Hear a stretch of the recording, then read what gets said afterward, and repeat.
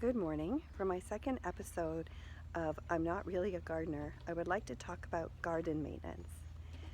We have just a small, modest garden around our house, and since COVID-19, we've been looking after it ourselves, which sounds easy.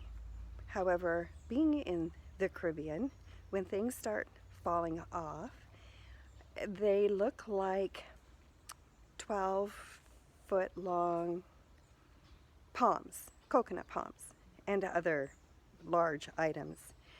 So now it's time to get some help, and I have a very thoughtful team coming in to give us a hand just to get everything back under some sort of organization and cleaned up, and also for hurricane preparation, which began on June 1st.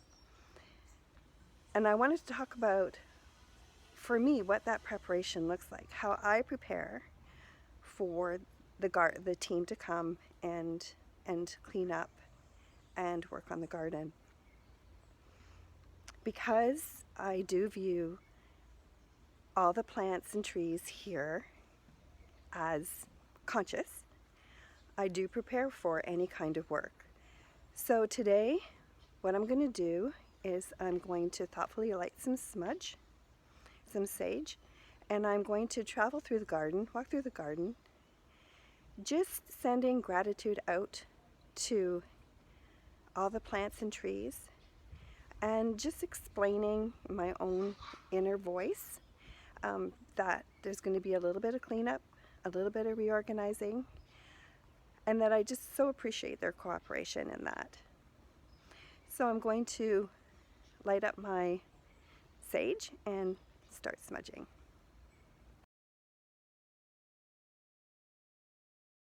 This is what my sage looks like, bound in string. You can find these at a lot of holistic wellness shops. And I am just going to walk all around my house, all around my garden, just with that feeling of gratitude and appreciation, asking for permission to work on the yard today. And I think this is really important. I think, doing everything with a sense of mindfulness, and although their consciousness looks different than our consciousness, they're still conscious. There's lots of studies now about how trees communicate, how plants communicate. We all know that if we talk to our flowers with kindness, they grow better. If we yell at them, they die. There's studies on that too. So, it's just a quick little step that connects me with nature even more,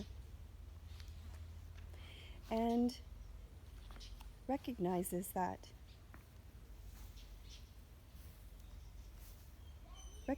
their consciousness and just the importance of respecting that. And gratitude bonus, do it barefoot so that I'm grounding at the same time. And for more grounding information, I can do my next episode on that. Have a wonderful Tuesday. Bye for now.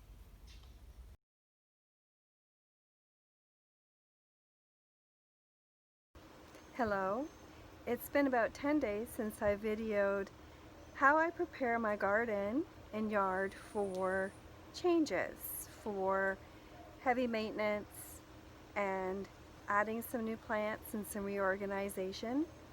And now the project is 90% finished, and I'm going to share with you what I do at this point, which is to welcome all the new plants and some new rocks that we've added, so that there's closure to the work, the reorganizing, and the community in my garden can then go forward and do what they do, grow, radiate out their colors, their scents, the vibration from their geometry, all the things that they do that a lot of us aren't even aware of. And while I'm talking, I'm actually sitting on one of the new additions, which is a big rock I'll show you in a couple minutes. And when we're in our gardens, there is a lot going on. Everything is energy and everything has a vibration. So just sitting on this new rock, I'm being grounded, and also sitting amongst the grasses and the different plants that are around me right here. Every color, every shape of all these plants are vibrating. They're vibrating frequencies and energies that our bodies and our cells recognize. So it is truly a community of support for all of us. And they're supporting us in ways that we'll never know, through their color, through their vibrations, if they have a scent, through their scent, if it's something we can eat, through eating them. One of the additions is an herb garden, so I have oregano, basil, lemongrass, and some Scotch bonnet peppers that will be joining the community. And so at the beginning of any work in reorganizing and the end of any work in reorganizing and any new additions added, just like any big work going on in any community, I like to celebrate that completion. So what I'll be doing is, again, lighting some sage smudge and walking through the garden and just sending out a message of welcome and appreciation and gratitude. When we're reorganizing, the other thing I wanted to share is to talk a little bit about how and what I added with the reorganizing. And if you do a little research on the plants that surround your home and even inside your home, you'll discover that there is ancient messages and meanings associated to a lot of the plants and trees. So I'll show you in a moment the plants that we added. And I was sure to add plants that represented and brought the messages that I want to have in our garden, especially around our front door. So with that, I'll join you again in a moment once I turn the camera around, and we'll take a sneak peek.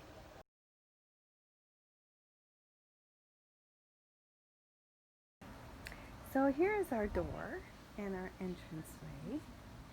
And some of the new additions I'm welcoming to the community are these Frangipanias, which represent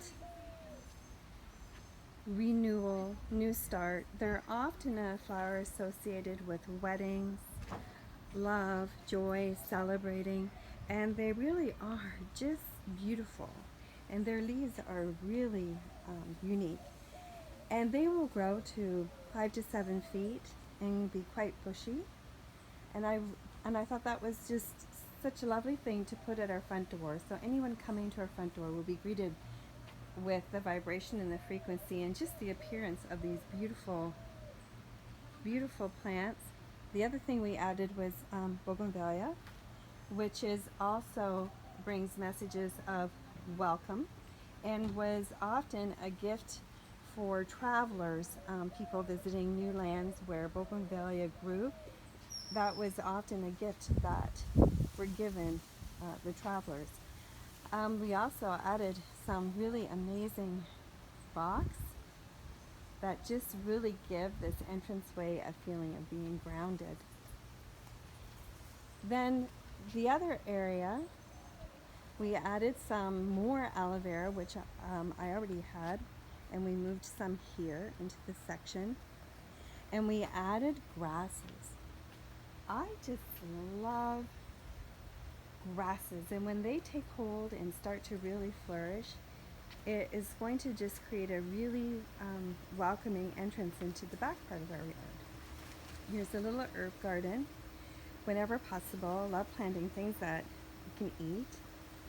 and enjoy them that way. And this is the other rock that's joined us, the one I was sitting on minutes ago.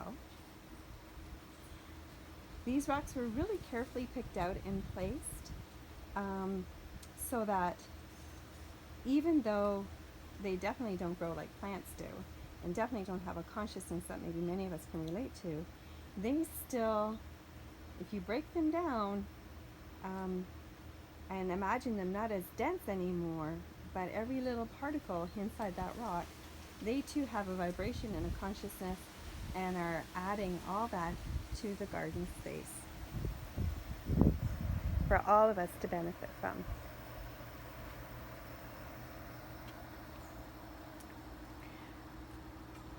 So I'm going to now walk around the garden, and with my sage smudge again, with those feelings of appreciation and welcoming and gratitude for all these wonderful plants, the ones that were here before and the new ones that have joined us. And I just hope sharing this little bit of information maybe just helps you to see your garden in a little bit of a different light. You can think about their color, their shapes, how they grow, their historic messages, their spiritual messages, which is all easy to research, and really get the most out of enjoying these wonderful outdoor spaces that we have access to. And with that, I hope you have a wonderful week. And I'm sure I'll have more things to talk about and share with you really soon. Bye for now.